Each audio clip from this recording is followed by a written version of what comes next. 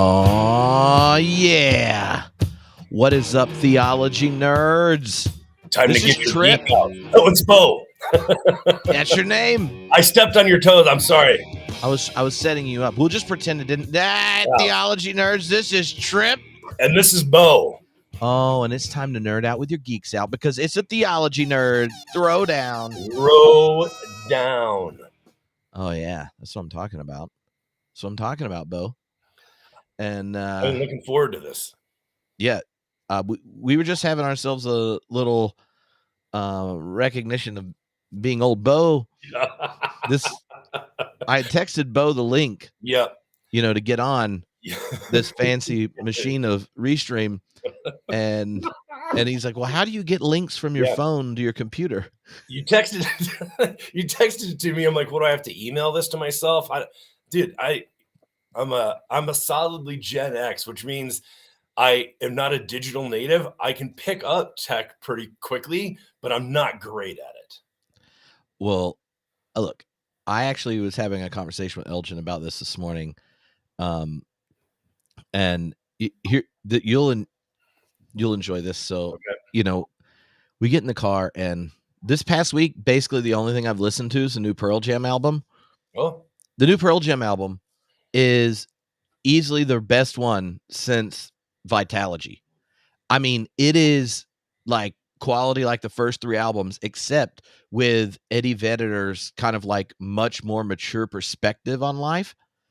The way they layer the guitars, the energy and dynamics of the songs. Look, I love Pearl Jam anyway, but I'm just saying I have never been so excited about a new Pearl Jam album. And I've had two back-to-back albums. Like the new Black Crowes album was great. The new Pearl Jam album, it's so good. And Elgin's like, y'all just had so much fun growing up. Like, people listen to real rock music when you were in high school, and y'all didn't have the internet and social media. It was different. And he's like, I bet there are like things about that are just like way better. I would say so. Yes. Yeah. And you want to, and so then I tell him something, I'm like, I tell him about this. Yeah. I recently read, just happens to be sitting here. The Anxious Generation, John Haidt's new book. Oh, okay. And it's, looking at all the way technology's kind of impacted adolescence and makes all these suggestions. Dude, Angel is right. Like, some of us are also looking forward to new Pedro album. That's true. Pedro the Lion. Yeah. Were you allowed to listen to Pedro? My little sister, when so my folks moved to New York after I graduated high school, and then she ended up going to college in Philadelphia, and where Tony Campolo was, and she brought home all this new music, like They Might Be Giants and Pedro and the Lion and all sorts of stuff I had not encountered. And so I sort of picked it up at like 5-10 years late because, she was just running with a much hipper crowd than I was. That was before you got liturgical glasses. That's true. I was a youth pastor back then. So there was a lot of DC talk and, Yeah. Yeah. Oh, I know. I know. Jesus. So 2 years ago at beer camp, we did this game on the internet. It was a evangelical fantasy draft, right? And so there are all these categories. No. And the winner got to pick what song the other three sang to kick off karaoke at beer camp. And Trey Pearson from Everyday Sunday won. So then me, Tim from the New Evangelicals, and Mason did Jesus Freak by DC Talk. And it's 10 o'clock at this point, and happy hour started at 6. So I was committed. I was very committed to Nope, this nothing performance. half-hearted there. And Trey videoed it up front and sent it to the members of DC Talk. No. And I just want you to know, Kevin said it wasn't a bad imitation of his voice. Like, he's heard a lot worse way too often.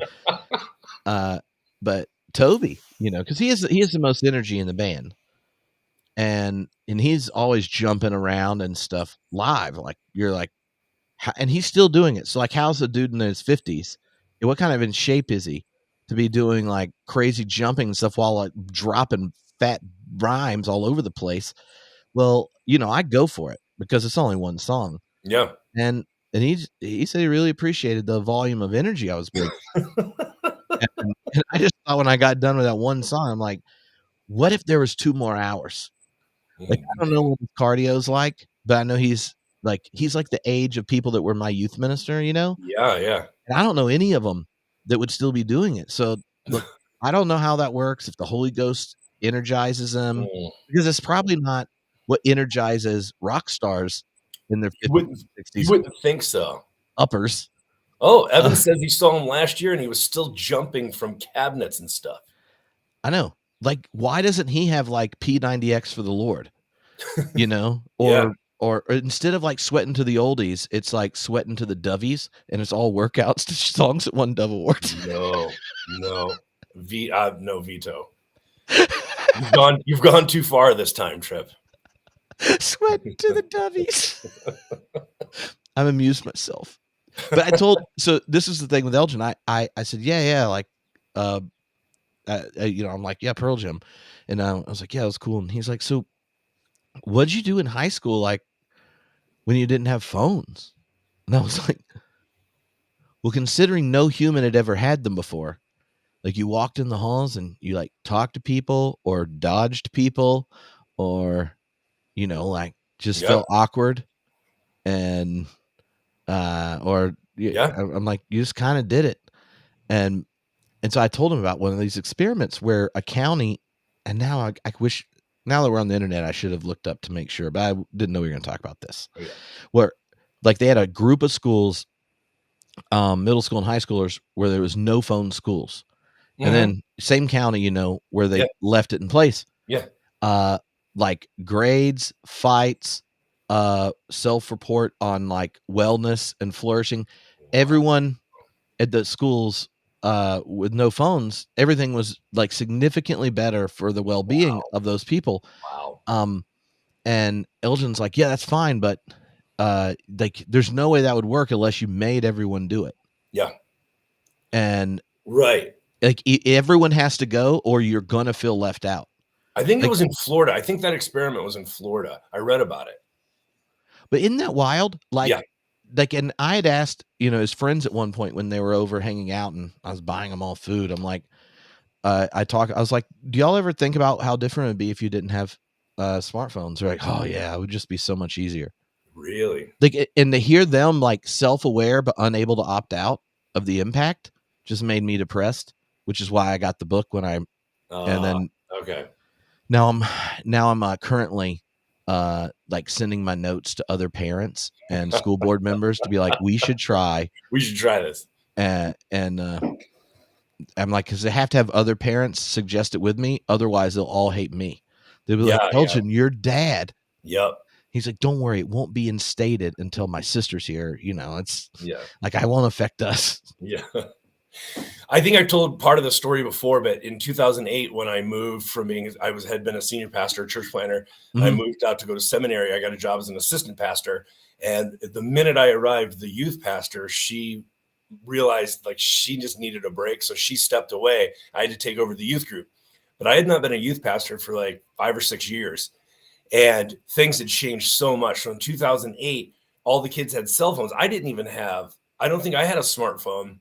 I probably had a flip phone that, you had to press 3 buttons to get a C, and or a beeper. Yeah. But I also just didn't know the world that they were talking about. So, getting to know them, we went around the room and said, like, well, what do you want to be, or what do you want to study, or whatever the icebreaker was.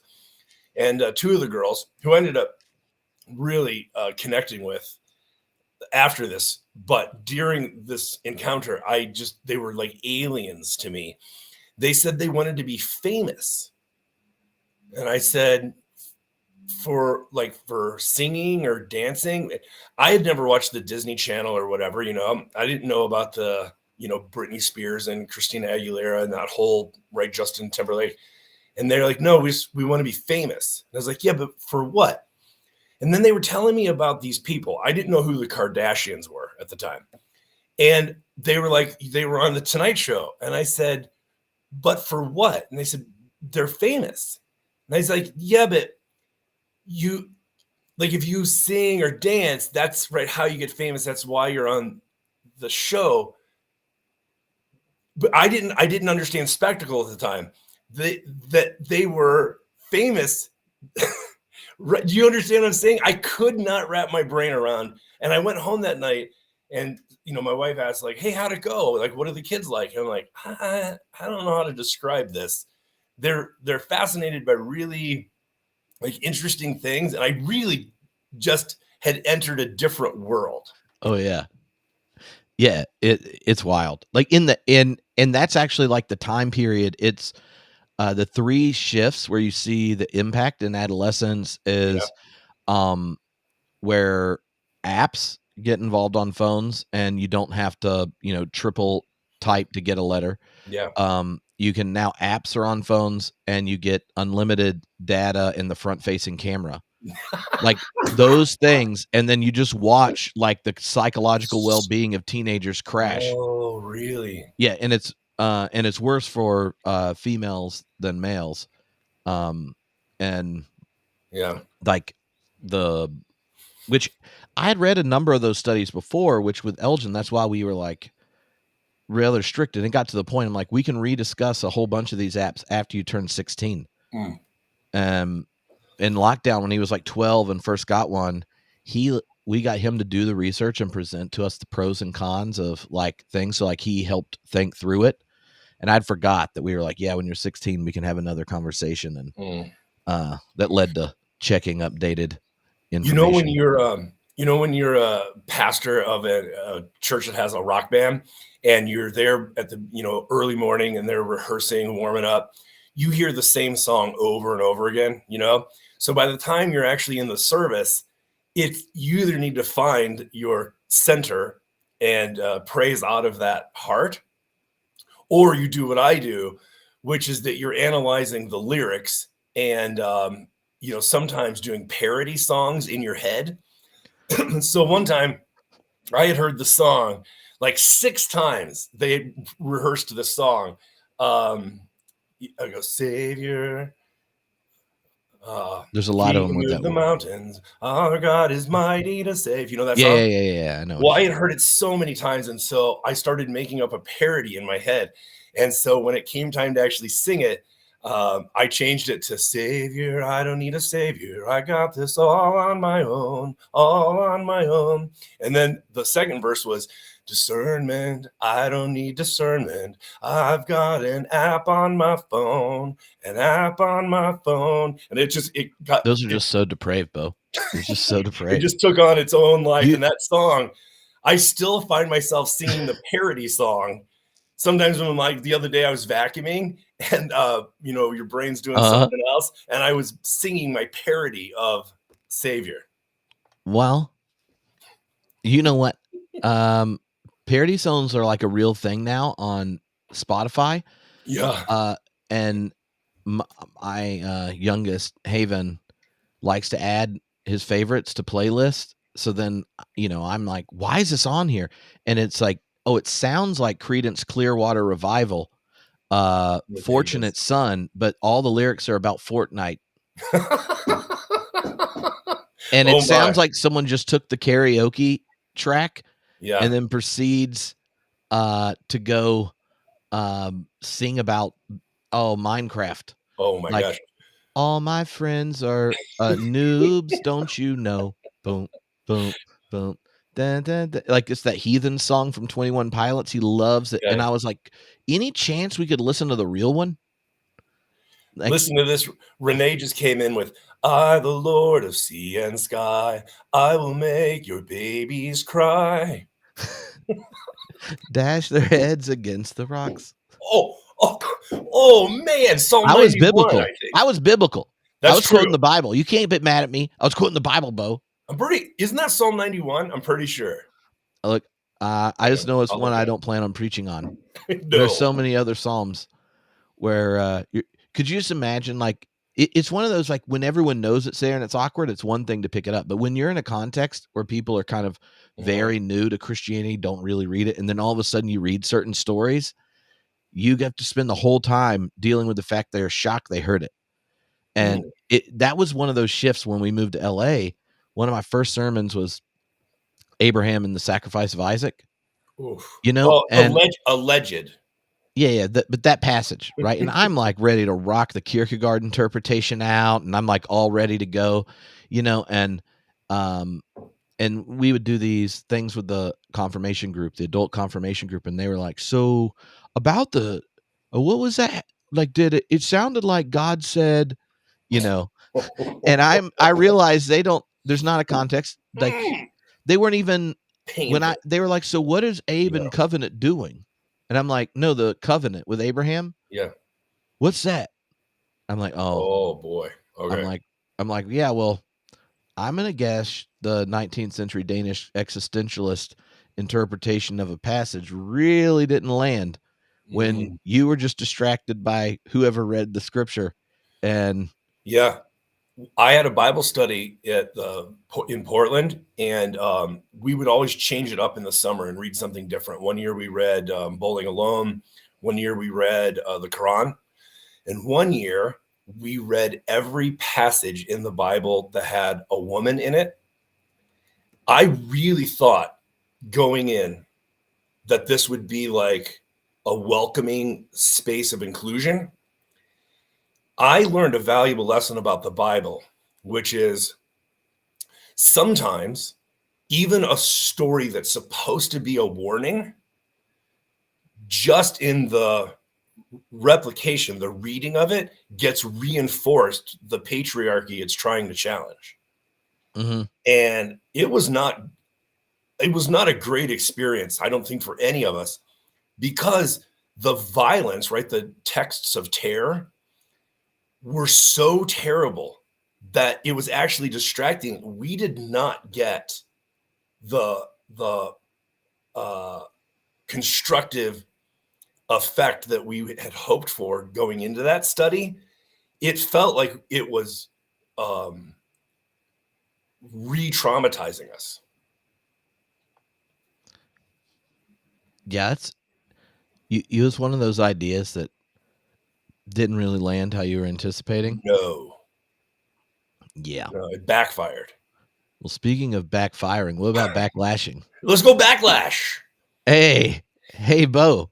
I have a story for you. I assume so. I mean, you texted with confidence that you got a story, and now I'm like, okay. So I was listening to that emerged audio archive, the oral history, and this most recent episode was about Backlash. And I had totally forgotten this event that happened in 2013 until I listened to that episode. So you, friend, stayed in Los Angeles because Cora was just born. And we went to America. You know the story I'm going to tell? The American Academy of Religion in Baltimore, Maryland, 2013. And so the 6 papers, they're broken up into pairs. Thomas J. Ord's responding to the first pair. I'm responding to the second pair, which was Sarah Rosano, I think is how you say her last name, and Timothy, our process friend from Los Angeles. Burnett? No. Burnett. Story. Tim Burnett. That? There's Tim Burnett and Tim Murphy. Story. Timothy Murphy. Okay, Timothy Murphy. And so I'm responding to those two. And then there's 2 more papers. Oh, Khaled was in the first pair. There's 2 more papers. Oh, Diana Butler Bass is who responded, sorry, to that first one. Oh, but it was an open and relational thing. So Thomas J. Ord was moderating the whole thing. And then Philip Clayton was responding to the third pair. Okay. So first pair goes pretty well, except that Diana hated Khaled's academic vernacular and said, like, just talk like a regular person. And that was super awkward. But, you know, all water under the bridge now. And then the second pair goes, and Sarah was from Drew and Timothy was from Claremont Lincoln at the time. And so I get up to respond. And so I'm now the 6th person who's talked. And I said, I'm afraid we don't have enough emergent credibility points to be having this conversation. So I rolled up my sleeves and I said, now there's some tattoos in the room. I had walked down to Walgreens and bought candles. So I lit a candle and a 6-pack of beer. And I said, now we have tattoos, candles, and beer. Now we can have a conversation about the emerging church. That went okay. People laughed. It was fine. Then the third pair goes, Philip Clayton is responding. And Philip is, he has such high energy, but he also, sometimes you could accuse him of overthinking something. And so he gets ahead of himself sometimes, but he definitely gets ahead of his audience all the time. So instead of doing sort of the regular thing that you would do at an American Academy of Religion thing, he deconstructs the whole thing in real time, but by inviting people to participate. And it was very, with his Quaker background and his philosophical brilliance. I mean, his brain works so fast and he has so much energy because he eats healthy and jogs and stuff. And so his animated presence, and somewhere in there, somebody asked a question. I responded to the question. And then the person said, hey, can I have one of those beers? And so I cracked open a beer and handed it to this person in the front row. And you could feel like some people laughed uncomfortably. But what had happened was at the American Academy of Religion, they have their big gathering yearly with the Society of Biblical Literature. But often across the street is the Evangelical Theological Society meets at the same time. So all the ETS guys had come over. It was a packed ballroom for this open and relational session. And they took exception to my shtick. And it got contentious. And to the point that Philip Clayton actually had to tell everybody to settle down. They thought that by opening this beer, so it was fine to have it in the room, but to open it and for that guy to drink it I heard everything from like flouting convention, right, to being disrespectful, to, somebody said, they have receptions in the afternoon where you can have beer and wine, but to have it in a session, especially, one of these joint sessions. So you and I ended up calling the episode Transgressive Emergence or something. And we published it in 2014. People can still go back and find it. But anyway, 2013, I had totally forgotten about how much tension and trouble I stirred up in that 2013 session. Yeah. Dude, I was getting text play-by-play, with an infant, a brand Jeremy newborn. Fackenthal was a presenter. Yeah, I'm getting like messages from people, like so many people that were in the room, and I'm like, oh my God, what did I do? Like, I just kept thinking of how many of my friends are going to go, this is what happens, Tripp, if you my favorite was like Jeremy, I'm pretty sure it was Jeremy Fackenthal, going like, well, Phil and Bo were probably a lot nicer than you would have been if someone got indignant that, you opened up a beer at a session that Homebrewed Christianity paid for. Like, you were just like, wow. I was like, we paid for the room. We paid to have it. You know, it was like an additional meeting. I was like, Wow. I'm like, I Yeah. think it was the next year was when, in San Diego is when we got in trouble. We did get in trouble. At We had AAR. we had Catherine Keller, John Cobb, and John Caputo. Yeah. And the double ballroom. It was full. Monkish Brewing Company Monkish had provided all the beverages, Yep. and the people we had called at AAR or at the hotel saying, "Oh, they want to donate," and I'd gone through and even had the person's name that I talked to. Yeah. And they were, I did what I was told, and then the head of the hotel shows up and is harassing the president of Fortress, who's running the kegs. And I'm like, oh my God. Oh. So then in the middle of it, I'm leaving the stage to go back there. And I'm like, look at you and Khaled. I'm like, I don't know, talk to him. But at that point, when we were like, thank you all for bringing all of your own beer that happens to all match the exact same bottles. Please take it home with you afterwards. Please make sure you take your own glass bottles of Feminist Belgian Triple L. Yeah. All strategically brought on your own to this venue. But you know, at that Baltimore event, I actually learned something really valuable about myself, which is that, you know, this is before I knew about the Enneagram or any of that sort of stuff, that, you know, I by nature am not, I'm not like Tony Jones. I'm not a provocateur, right? I'm not an agitator. That's just not my personality. Is not to, like, you know, if somebody says something that I'm going to do it to spite them or to be transgressive. I'm actually an Enneagram 7. Tony's probably an 8, I'm guessing. I'm a 7. I'm a cheerleader, right? Mm-hmm. I am, but I have a wing 8, so I can cause a little bit of trouble. But you know, I am an enthusiast, is what it is.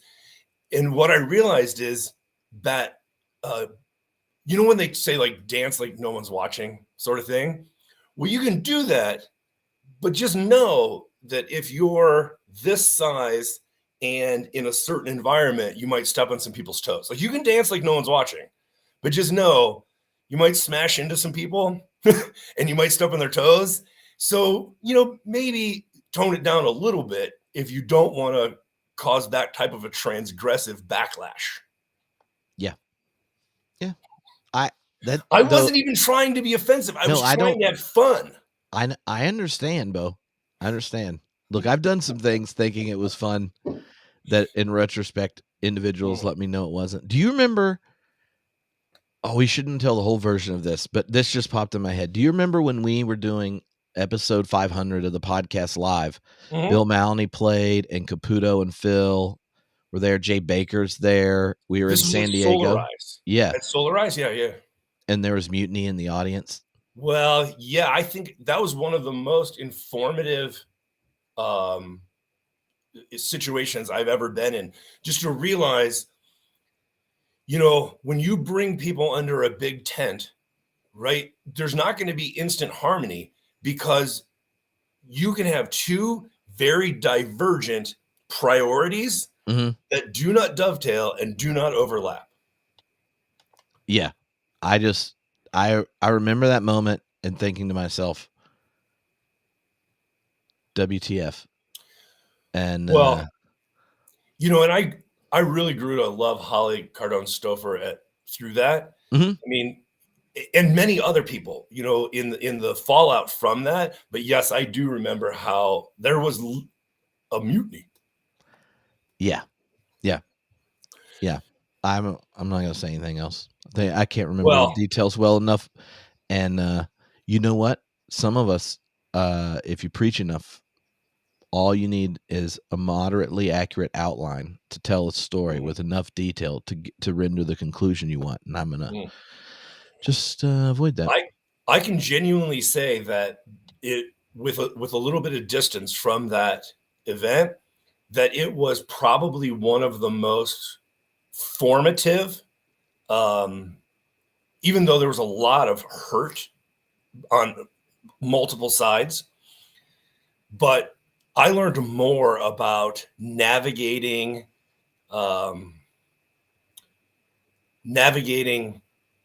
priority commitments. And yeah, I can say that event changed me. Oh yeah, it changed me. I said no to a lot more invitations. And that's when I realized that progressive Christians are really bad at having fun, don't have grace for their own tribe, expect purity in ways conservative evangelicals don't even. I've just since then, that's like, interesting. I don't know that we've ever debriefed this. We probably did, but I was so angry. You were rocking your 7-wing and going like, I'm just going to let him vent so he doesn't say anything. Oh my goodness. Both you're like, that's why I say like you've when we do things together, sometimes it just goes better, because that was the same event where later I got getting interviewed on video way late in the evening. And I went on this, what I thought was rather insightful thing, critiquing the function of identity politics when progressives treat it as the gospel. And this was doing the queer critique of identity politics as a way of undermining by the managerial class latching on to identity politics to force we celebrate our edginess by including people into a depraved economic system rather than challenging the alienation and such that's in it. Well, the way that junk got edited and put on the internet, it was not received, and I was already in a vibe, and it was something. Oh my goodness, this is so interesting. Let me tell you, with some distance and some hindsight, what my takeaway from that is that there's conversations that you'll have afterwards. There's conversations that need to happen in real time, in the middle, but the most important conversations actually happen ahead of time. So when you're organizing an event, if you want representation and diversity, you can't do that midstream, or that's tokenism. You can't do it afterwards, or that's where the critical lens comes. You actually need to do it ahead of time, because if you have diversity and inclusion in the organizing committee, then you'll have the expression that you want, right? But you can't, if you have a certain group of people who's organizing the event and they're all one kind of person, right, census wise, and then they invite, even if it's mainline speakers, keynote speakers, workshop facilitators of different types, you still will run into a problem, right? Because that's the conversation in the middle. But if none of that happens, then the conversation afterwards is, what the hell was that? Right. And that's what we got into. Yeah. And what's funny though about this is I don't think people understand what happens in running events. Like, unless you have a grant that just pays people. So like that particular event, you and I were offered money to do it, and all of that money went to paying a womanist theologian and a ex-evangelical blogger who were both there, and were all the other main stage events. Like, the money we would have gotten paid, I said, can we get these two individuals to come? And instead of giving Tripp and Bo something, I remember that. We were going to get thousands of dollars. We got zero.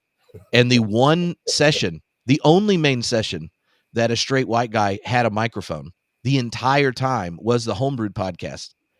And then when we got attacked, I'm like, y'all don't even know what's going on. Like, we literally, even the event organizer didn't have a keynote. Like, no straight white guy had a keynote. There was a live podcast, and we went for theological diversity on the answer of God, right? And everyone that was participating in our session were not getting paid to be there.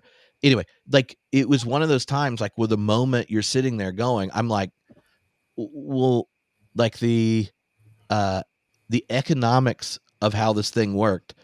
And if you're being invited, like we were invited, it's not like we planned the thing, but the contribution of us was not cashing a check so that other things are possible. And then that happened. And so I was like, oof. Yeah, I think what I was commenting on was the organizing part, because if you looked at the 3 days, the 3-day event as a window, great diversity. Yeah. The first day, not so much. And I think that the like just the organizing principle of thinking through, spreading out the right, because if diversity and inclusion is important, right, if it's a priority, then it's great if it's over a 3-day window, but it's also important who is first introduced. And so I learned a really valuable thing through that. Yeah, I mean, after that, like once it got to I will put a lot more energy in like planning homebrewed related events, because you actually have a whole lot more control. The biggest difference, like, I mean, it in my mind, like, is like at Theology Beer Camp, I'm friends with everybody. Like 20 some different podcasts, there'll be 20 some different theologians. And one of the things I find that helps the vibe at an event where, like this year there'll be over 500 people and 90% of the tickets are single ticket purchases. So these are people that may not have a community that asks these questions, struggles, doubts, and such where they are, and they're going to find it. One of the ways of having a vibe is where even if you don't know everyone by participating, you're like, well, they are Tripp's friends. And it avoids some of the kind of performative posturing that progressives get in. And then doing surveys with people that come each time and trying to get more input and stuff as to what works and what doesn't work and things. So like, so even last year, right? This is, I think, revelatory of like the dynamics for people planning an event, which, so the 5 people who got listed more than 5 times as their favorite speaker at beer camp, 4 of the 5 are straight white guys. Oh. All of those people still said, oh, we should have more diversity. You track tickets and who uses whose code. Like, so even though people have this desire, there's this thing where all these old habits die hard, right? So like for me, it's like, how do you create the experience where it's not just, the representation, but how do you actually get interaction with people in their strengths to move it? So like last year at beer camp, Nicole Trubitsky did this beautiful like process feminist thing on the cross. And people dug it. And she had the highest, response rate on this things for like the female speakers. Right. And so then she participated a few weeks ago at God After Deconstruction. Rocked it, and like and these kind of things. And so like part of it for me, and like knowing my friends, like to like try to create experiences where people's strengths go, because a lot of stage things involve a kind of energy that like you have to get comfortable, you have to know what you're doing there, and like culturally you select for certain kinds of people do. The other thing like that I think people miss is like when it goes to events, some people's jobs, like going to them, is just part of what you do, but you're being paid elsewhere. So like you're tenured here or whatever. Others, that's like a major part of their income. So that variation happens. There's also the cultural expectations in so many normal nuclear families are men get to travel more for work and women don't. You throw on childcare and stuff, and all these variables are there. I've spent about, not 2 years ago, like $1,200 on childcare so that certain female speakers could come. Oh, I thought you were going to say so you could be there. No, I'm going to be at beer camp, but like, though I will say, like when I travel, half the money I get goes to Alicia for being a single parent to do whatever she wants with. Oh, interesting. But so like there's a lot of features you get in like when you're putting it on that, like, just like you said, like part of it is the planning, part of it's the thinking, Yep. but also like the kinds of experiences, learning to know the audience is like what works and how do you connect people with people. Like what are the barriers for people to say yes, that you'd really like to be there. And if they're popular in a progressive Christian space, the demand for people, the demand for people who, you know, are intersexually more diverse is higher. So they like the honorariums are generally higher. Because like if you have 40 invites, and you're going to be away from your family and you aren't going to go as often, like which ones are you going to say yes to? Like like there's just so much behind it. And I don't think people realize how few of those kind of events ever make money. I think I made $54 last year, you know, and spent 6 months planning it and 450 people bought tickets. It's really complicated. And so like when, I mean, I always try to do better. Like over time, I've started like following up with speakers to hear how it could change, following up, and now hiring, 2 different very powerful females to help manage and produce the whole thing, with very different gifts than me, but it is tricky. So like just in general, if people don't know, I would just generally be gracious with people trying to put something like that on.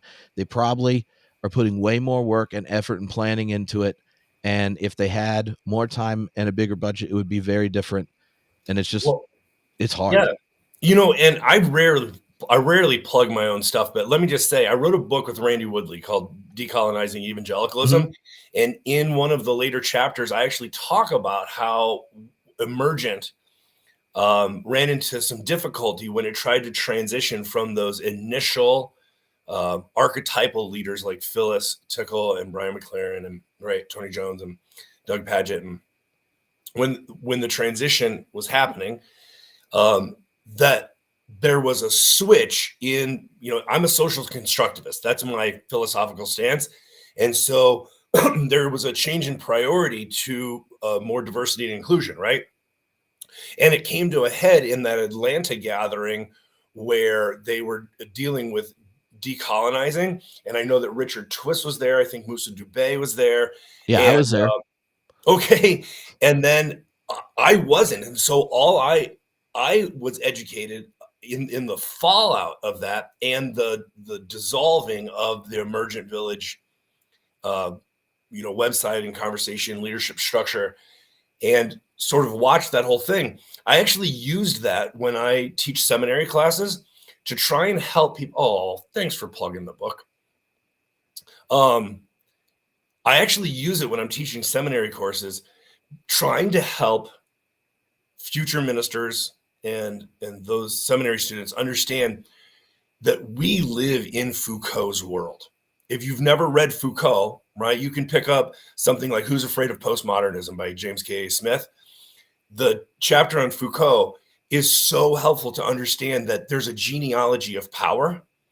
And if you don't understand that, you may not understand why people are concerned about certain things or upset about certain things or feel excluded from certain things. Because if you haven't integrated into, if you haven't accounted for and addressed the genealogy of power, how certain people have come to have a seat at the table. Now there's always room for more seats, but they just have to be rearranged, right? It's not that anybody takes somebody else's seat. I mean, that does happen sometimes, right? When you have boards and all the members of the board are voted off and all new members are brought in, right, with a different priority and emphasis.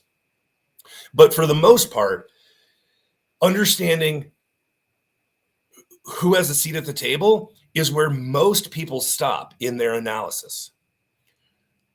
The key in this Theology Nerd Throwdown, and when I'm presenting this to seminary students, the key is to say, where did the table come from?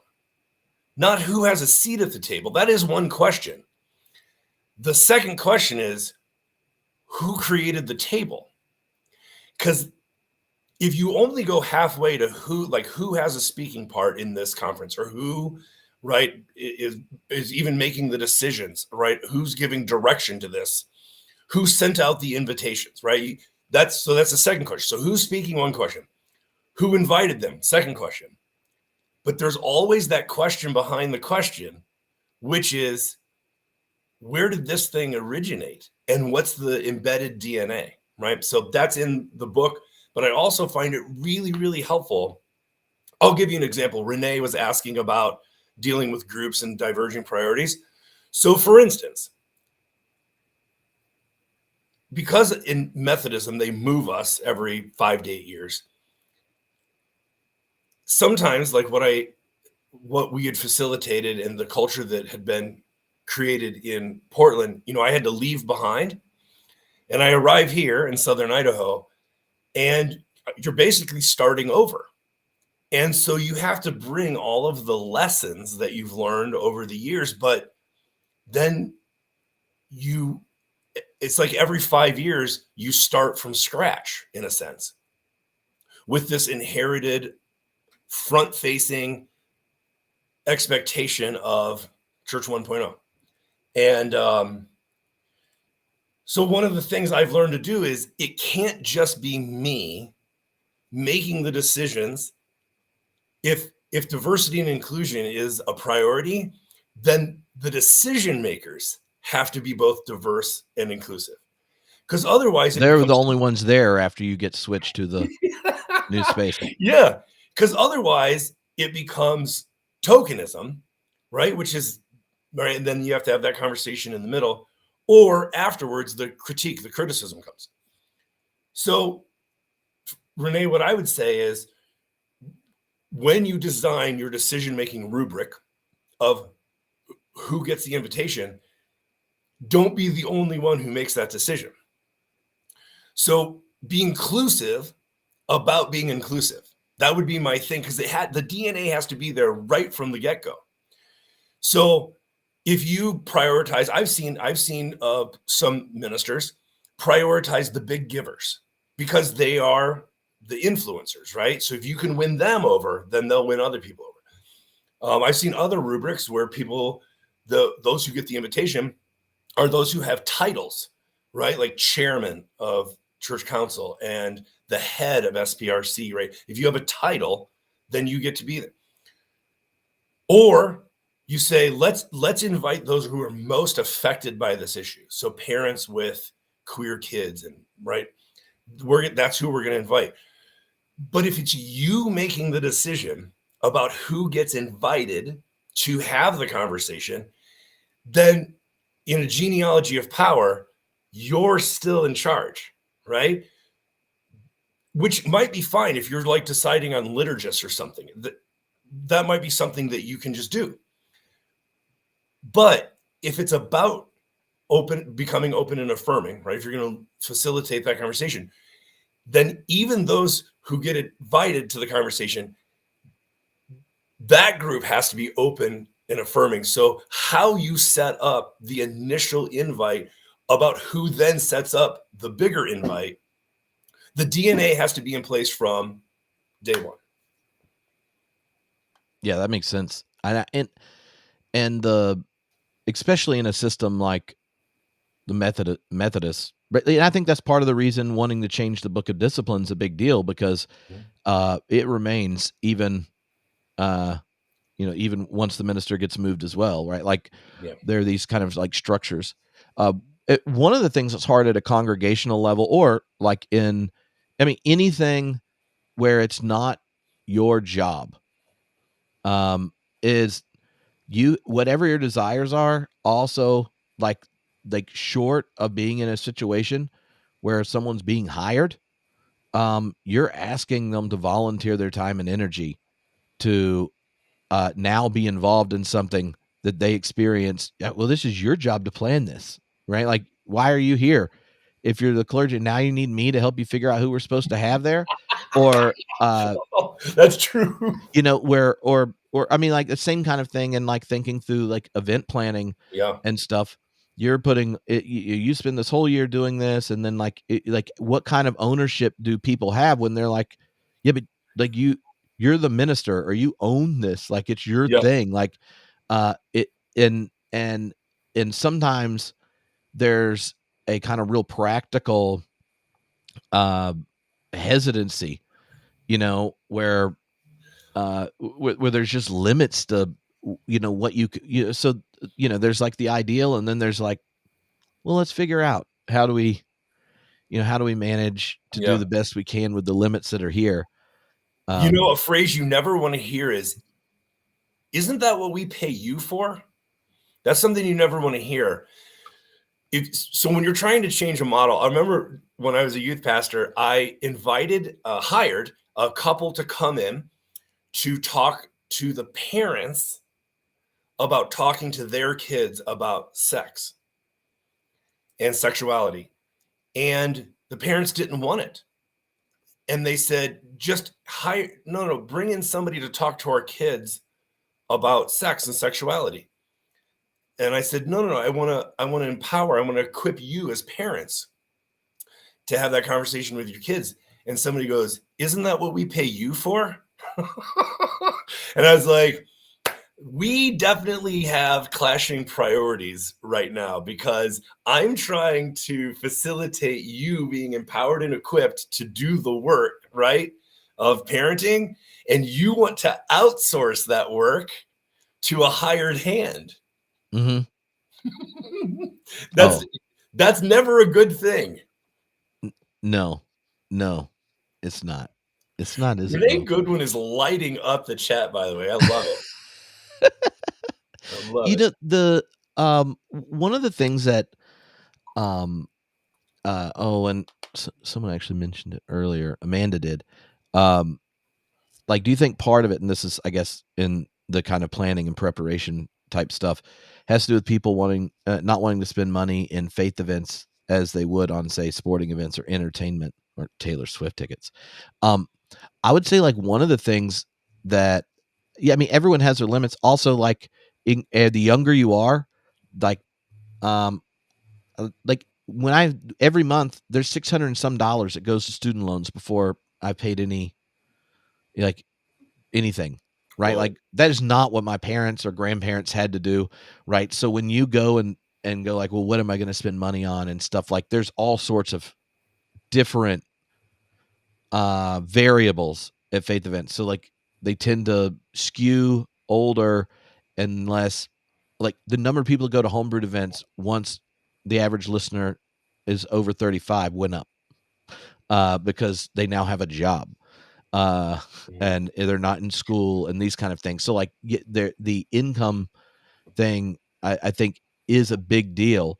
But the other thing about it that is kind of striking is, and this is true both in classes and stuff online, this is true in a congregation level when you're planning events and things, like when you do survey things, even if you gave scholarships, part of the people prepare, anticipate, and take more seriously things where they have money in the game of sorts, right? So part of the enjoyment of any experience is the anticipation.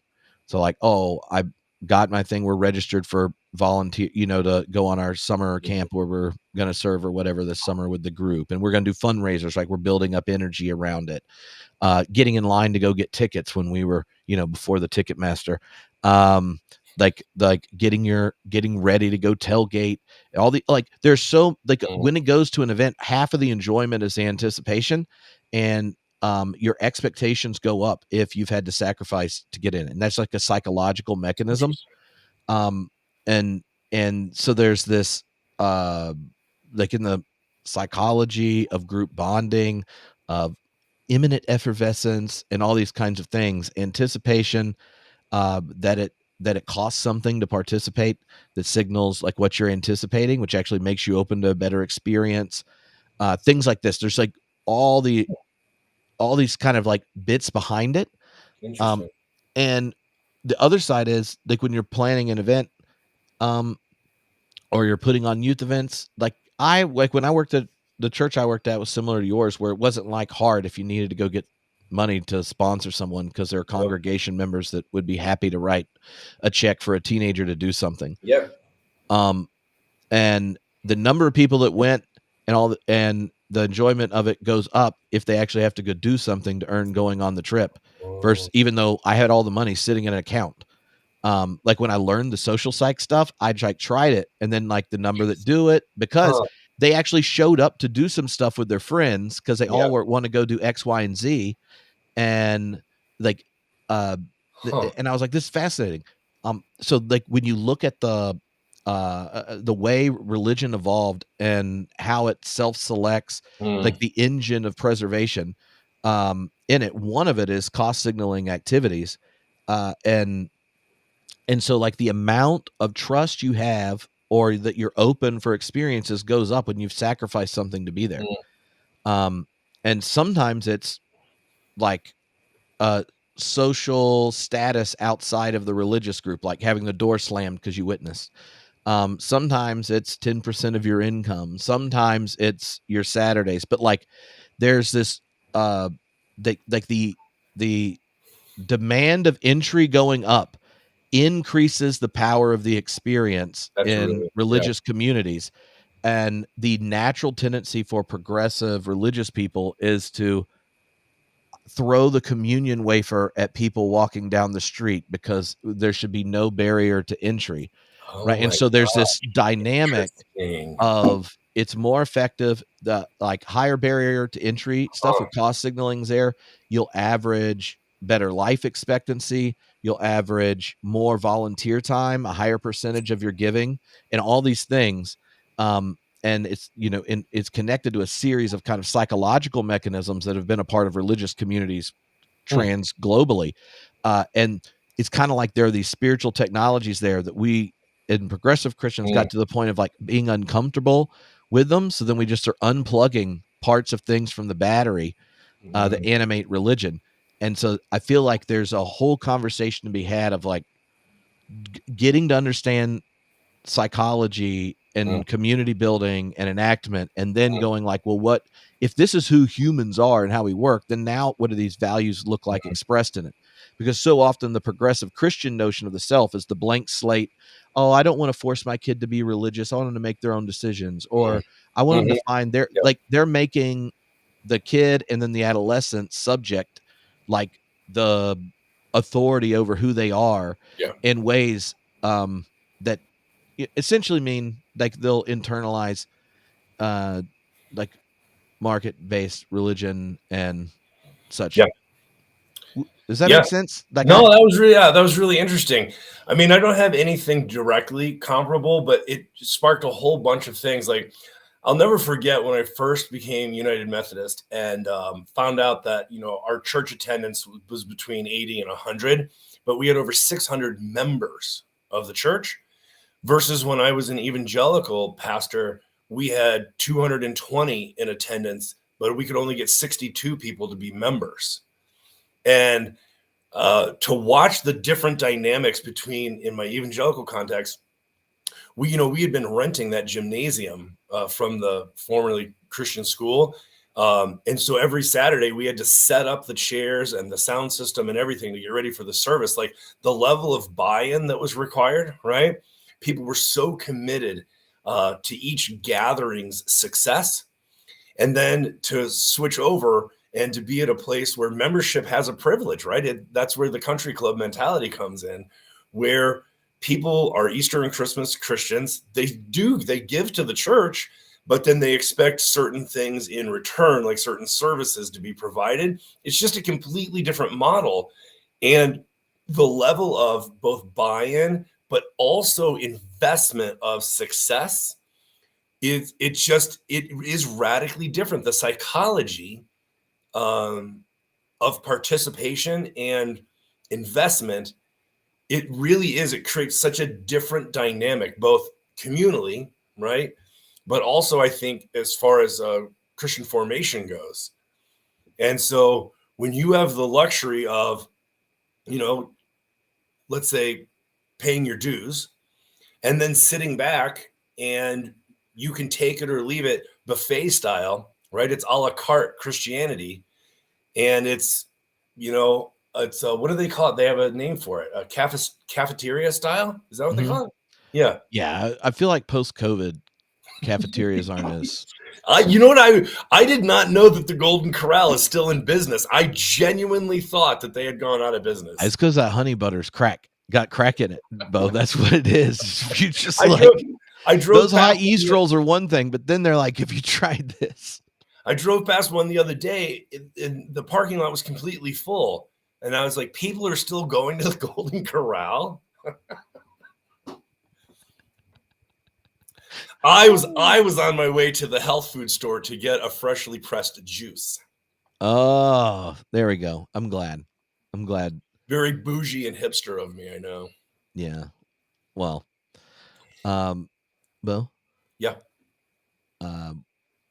I don't think we have time to do the other thing we planned. We were going to kill some gods today. Yeah, we'll have to do that next time because I realized we were already at an hour. And the Death of God game has to wait. Oh, for 2 weeks. I'm going into the woods. I'm going on my annual canoe trip. Oh, sweet. Now what are all the fellas are going? Flying in from around the country.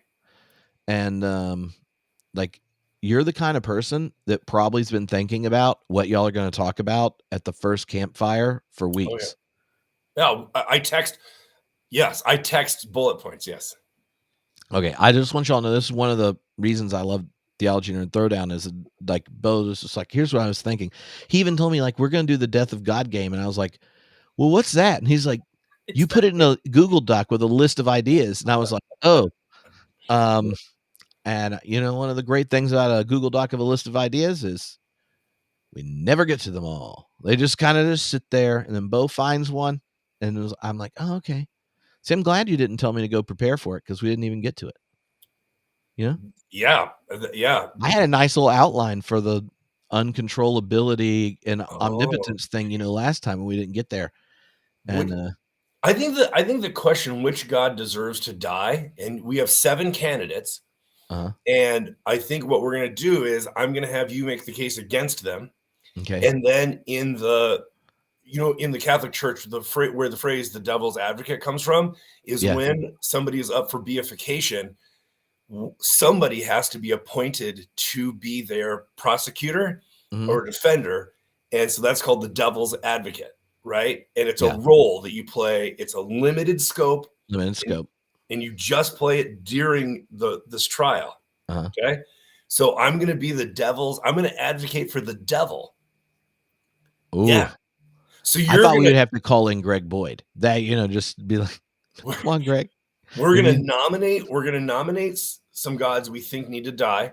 You're going to make a case against them. And then I'm going to try and defend them. Okay. But only for the trial. Are you going to have to take off your liturgical eyewear while playing the devil's advocate? Or are you?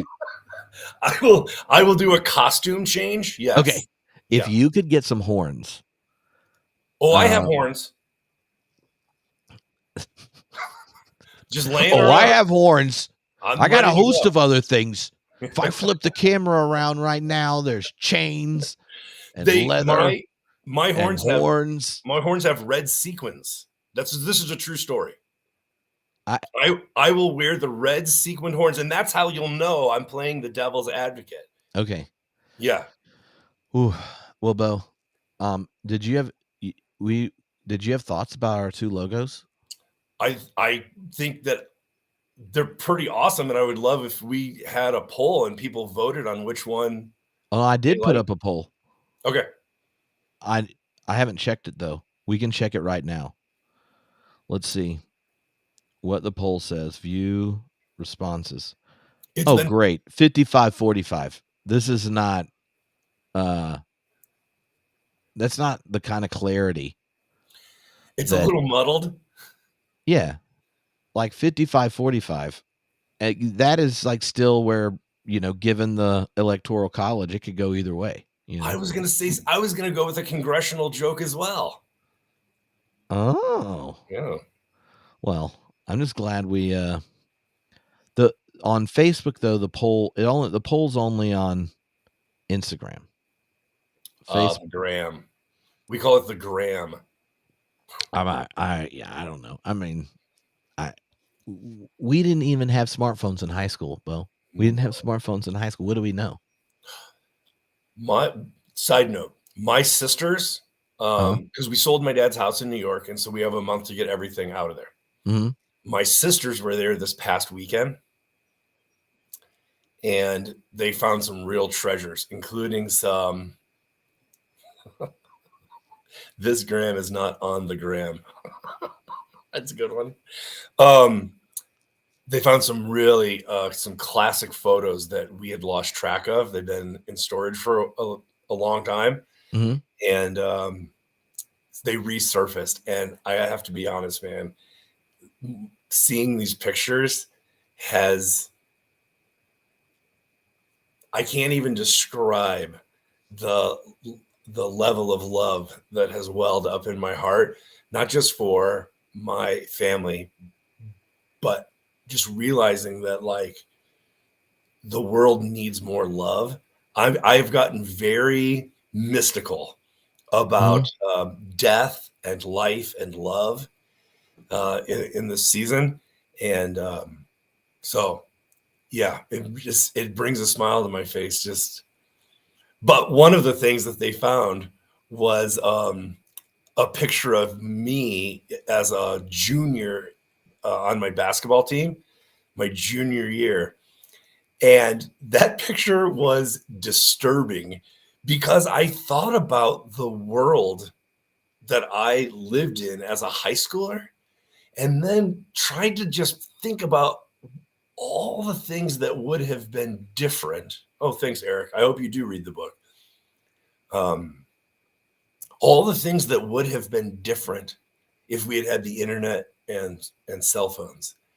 And it's been an interesting thought experiment, just thinking about what my junior year of high school was like and what it would have been like if you just added just those two things. Yeah.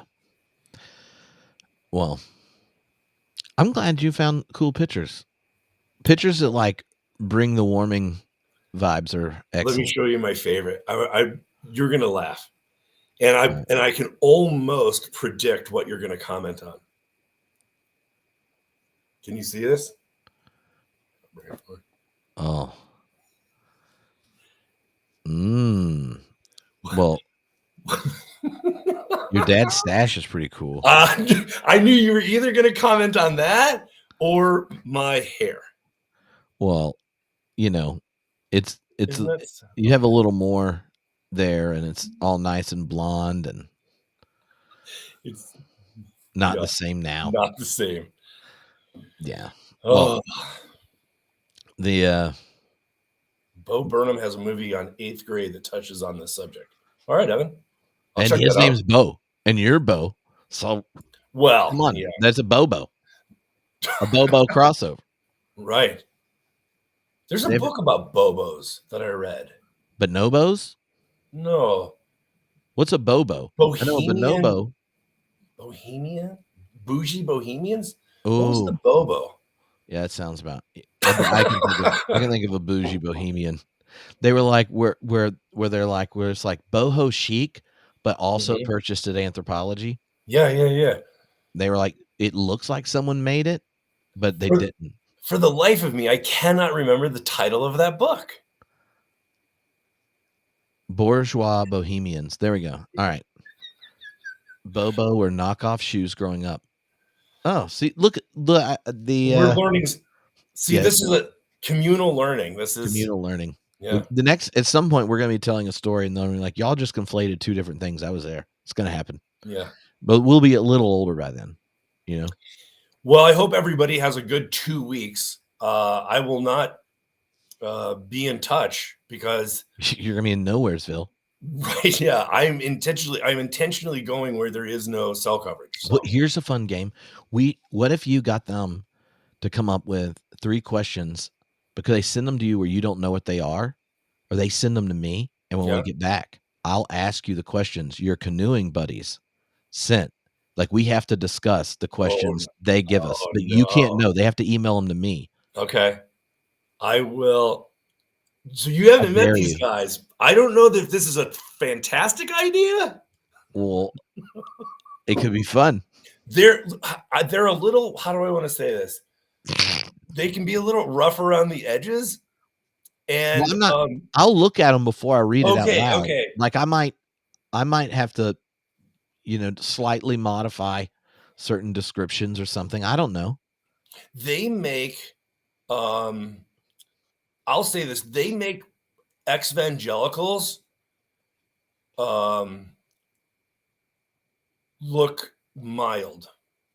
Well, actually, now I'm feeling like this is an even more fun idea.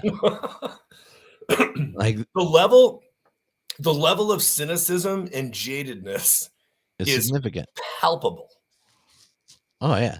Yeah. Yeah. But Oh, see, I'm they might actually they might just, like, want me to ask you a question that will generate a story that they think would be funny if you had to put it on oh, the okay. internet, Oh gosh. All right, I'll tell them. Billy Ann, I'm actually going to a different state on the other side of a watershed. So I think the water situation will be very different. Hopefully. Hopefully. Yeah. Alrighty. Well, we'll see you all in 2 weeks, and, until then, just remember to share the brew. It's a good thing to do. Yeah. And Don't we're keep it looking all forward to to yourself. everyone sending pictures in their own liturgical eyewear.